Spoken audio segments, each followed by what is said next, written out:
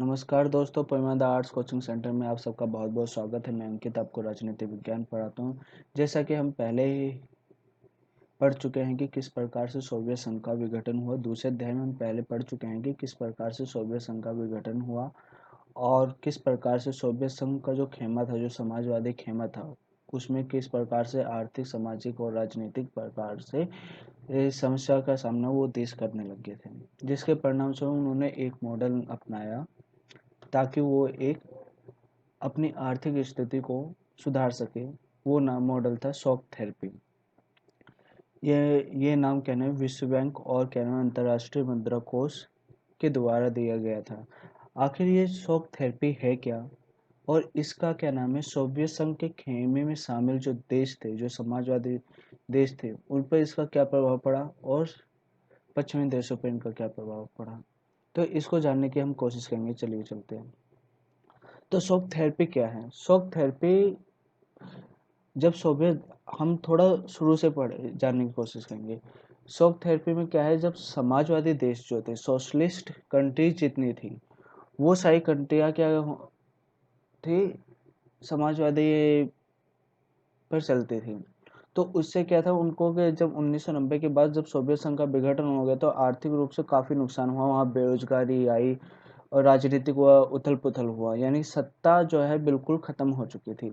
जिसके परिणाम स्वरूप उन्होंने क्या नाम है और सोवियत संघ के साथ साथ रूस, मध्य एशिया और पूर्वी यूरोप के देशों ने क्या नाम है पूंजीवादी मॉडल की ओर बढ़ना शुरू कर दिया और पूंजीवादी मॉडल को अपनाया, जिसको विश्व बैंक और अंतर्राष्ट्रीय मुद्रा कोष IMF और वर्ल्ड बैंक ने इस मॉडल को, जो इन्होंने ये मॉडल अपनाया पूंजीवाद का, यानी सोवियत यानी समाजवाद रहते हुए भी पूंजीवाद का जो मॉडल अपनाया, जिसके अंदर इन्होंने अपनी कुछ कंपनियों को, जो सरकारी राष्ट्रीयकरण जिनका हो चुका था, उन कंपनियों को प्राइवेटाइज किया गया, यानी कि उनका निजीकरण किया गया, उनका कमर्शियलाइजेशन किया गया और उनको प्राइवेट लोगों के हाथ में बेचा गया। ठीक है। तो इससे इस मॉडल को क्या नाम है शॉक थेरेपी का नाम दिया गया। ठीक है। अब इस शॉक थेरेपी जो मॉडल था 1990 में अपनाया गया और किनके द्वारा? अधिकतर सोवियत संघ के संघ और उनके खेमों में शामिल देशों के द्वारा अपनाया गया। ठीक है। अब दूसरी सबसे बड़ी बात, तो ये जो शॉक थेरेपी थी, तो इसके क्या शायद सकारात्मक प्रभाव पड़े थे? नहीं, इसके नकारात्मक प्रभाव बहुत ज्यादा पड़े थे। क्यों?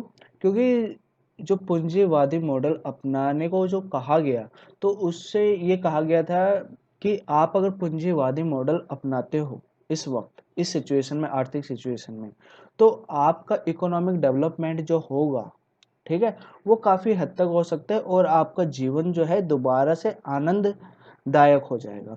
तो ये जो ड्रीम लेके चल रहे थे पूंजीवाद के इस मॉडल को अपनाने के लिए, जब सोवियत संघ के विघटन के बाद की ये कहानी है। ठीक है, ध्यान रखना, शॉक थेरेपी वाली। तो उन्होंने समाजवाद होते हुए भी समाजवाद मॉडल से पूंजीवाद के मॉडल की तरफ बढ़ने की कोशिश की। तो इसके नकारात्मक और सकारात्मक प्रभाव पड़े। तो इसमें नकारात्मक प्रभाव हमेशा अधिकतर एग्जाम में पूछा जाता है, जिसको हम जानने की कोशिश करें। सकारात्मक प्रभाव थोड़ा बहुत आर्थिक सुधार हुए, मगर उसके साथ साथ क्या नाम है जितनी भी राष्ट्रीय कंपनियां थी, सरकारी कंपनियां थी, उनको उनका निजीकरण किया गया, उनका कमर्शियलाइजेशन किया गया।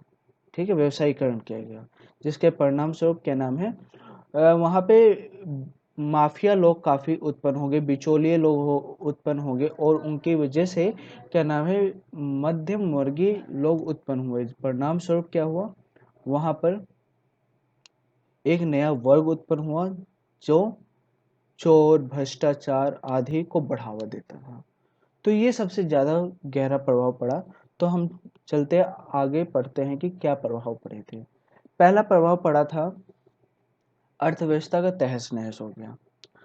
हम जानते हैं कि सोवियत संघ के विघटन के बाद जो है सोवियत संघ और समाजवादी खेमा पूरा टूट गया था, उसकी आर्थिक स्थिति तहस नहस हो गई थी, जिसके परिणाम स्वरूप क्या है दूसरा गुट जो पूंजीवादी देश थे वो काफी शक्तिशाली बन गए थे।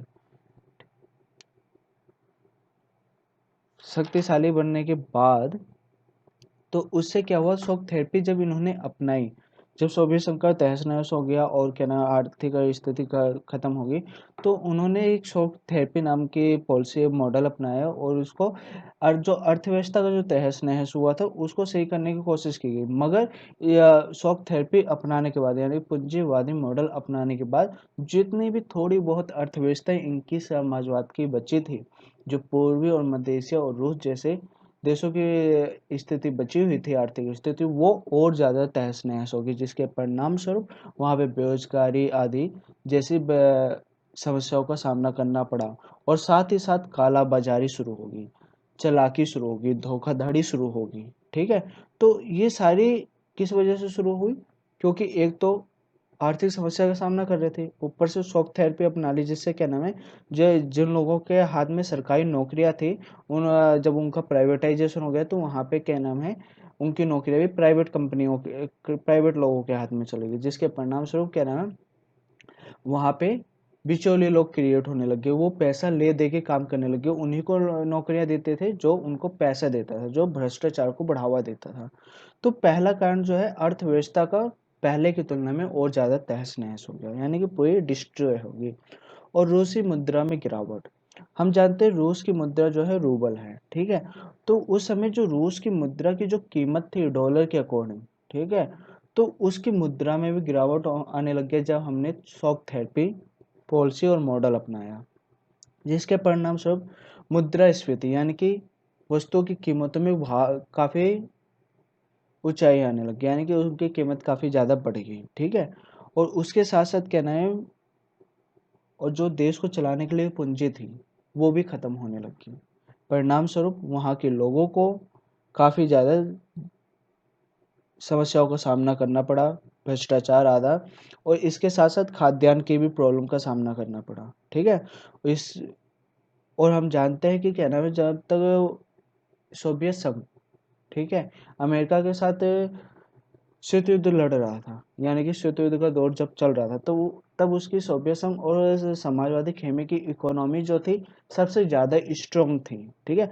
मगर जब सोवियत संघ का विघटन हो गया और उसके बाद जब शॉक थेरेपी अपनाई, तो उसके शॉक थेरेपी अपनाने के बाद जो खाद्यान्न की समस्या थी वो बहुत ज्यादा बढ़ गई, और जीडीपी रेट जो काफी हाई था सोवियत संघ के विघटन से पहले, वो अब हद से ज्यादा गिर गया था, जिसकी वजह से अब कंट्री चलने लायक नहीं थी रूस की, ठीक है।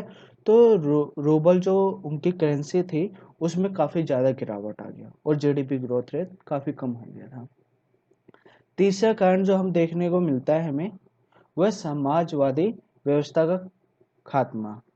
जो समाजवादी व्यवस्था थी, हम जानते हैं कि शीत युद्ध का जो दौर चलता है वो समाजवाद और पूंजीवाद के बीच में चलता है, ठीक है।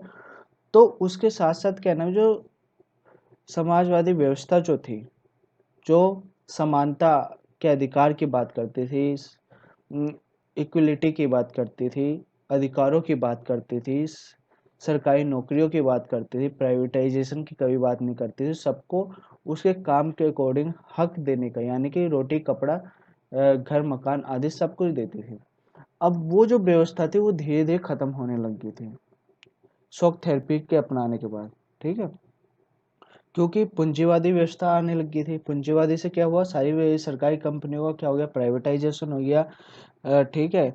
उसके साथ साथ जो प्राइवेटाइजेशन होने लग गया, तो वहाँ पे फिर जब लोग प्राइवेटाइजेशन की ओर बढ़ने लग गए, प्राइवेट कंपनियों को खरीदने लग गए, ठीक है, और प्राइवेट कंपनी अपने क्रिएट करने लग गई, ठीक है। तो जो गरीब तबका था, जिसके पास काम काज नहीं था, जिसको पहले क्या नाम है, सरकार की तरफ से सहायता मिलती थी, रोटी कपड़ा मकान और खाने पीने की चीजें मिलती थी, ठीक है। अब वो गरीब वर्ग क्या नाम है एक तरफा हो गया, यानी कि वो और गरीब हो गया, और जो अमीर लोग थे वो प्राइवेट कंपनियों, यानी जो गवर्नमेंट जो कंपनियां बेची थी उसको अपने कब्जे में ले थे। तो इस प्रकार से एक नया तबका जो था माफिया वर्ग उभर के आता है, और शिक्षित वर्ग जो था, जो पढ़े लिखों का वर्ग था, वो एक तरफ उनका पलायन होने लग जाता है, यानी गांव से शहर की ओर भागने लग जाते हैं ताकि वो रोजगार प्राप्त कर सके। जैसा कि आप लॉकडाउन के समय में भी देख सकते हो।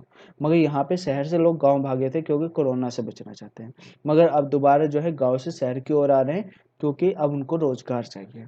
तो यही बिल्कुल सेम स्थिति वहाँ पे हुई थी शॉक थेरेपी को अपनाने के बाद। शिक्षक वर्ग जो शहर की ओर भागने लग गया था, माफिया लोग बिचौलिए भ्रष्टाचार को बढ़ावा देने लग गए थे, और गरीबी हद से ज़्यादा पहुंच गई थी। इससे क्या था, जो समाजवादी व्यवस्था थी जहाँ पे समानता की बात की जाती थी, लोगों के अधिकारों की बात की जाती थी, वो खत्म होने लगी।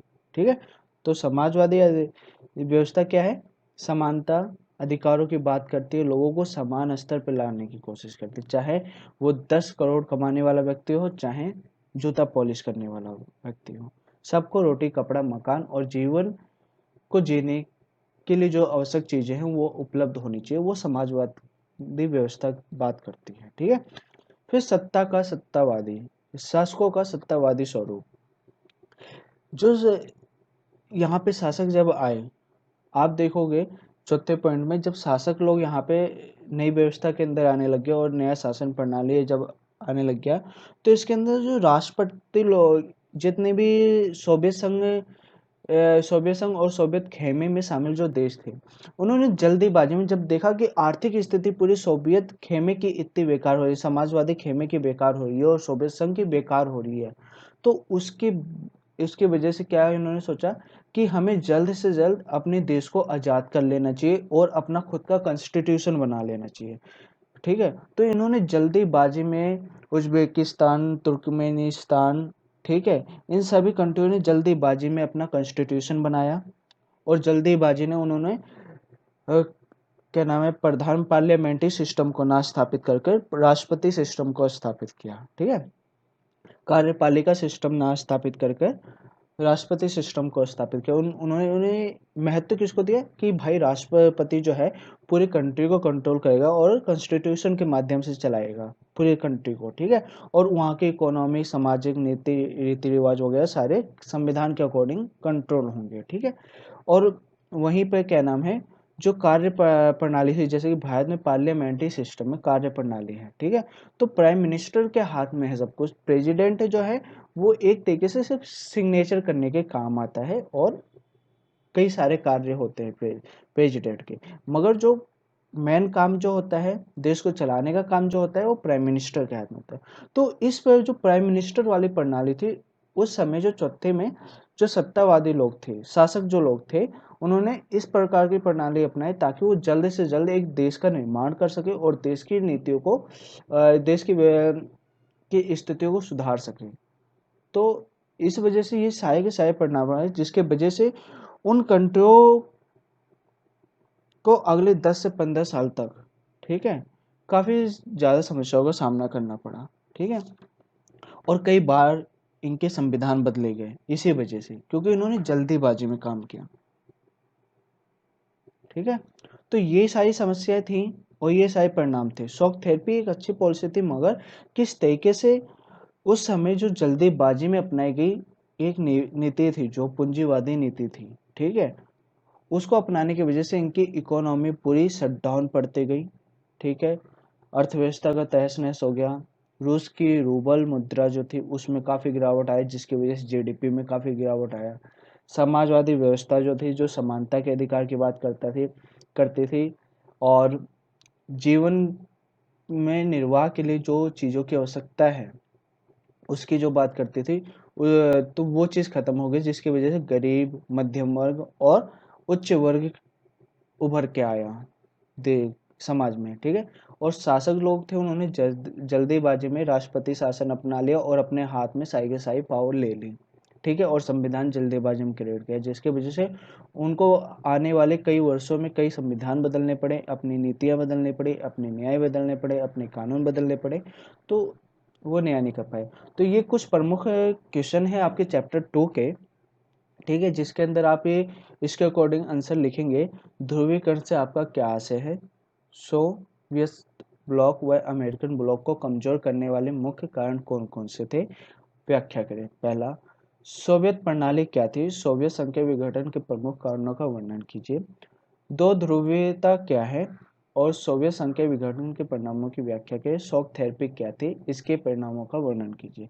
ये 4 क्वेश्चन है, मोस्ट इंपॉर्टेंट है। इस चैप्टर से एक क्वेश्चन यहाँ से पक्का फंसेगा आपका, ठीक है। आप हमें क्या नाम है, इसका आंसर लिख के हमें व्हाट्सअप कर सकते हैं, टेलीग्राम पे हमें ज्वाइन कर सकते हैं, ठीक है। पोइमदा आर्ट्स कोचिंग सेंटर करके हमारा टेलीग्राम ग्रुप है, ओके, वहाँ पे ज्वाइन कर सकते हैं। Thank you.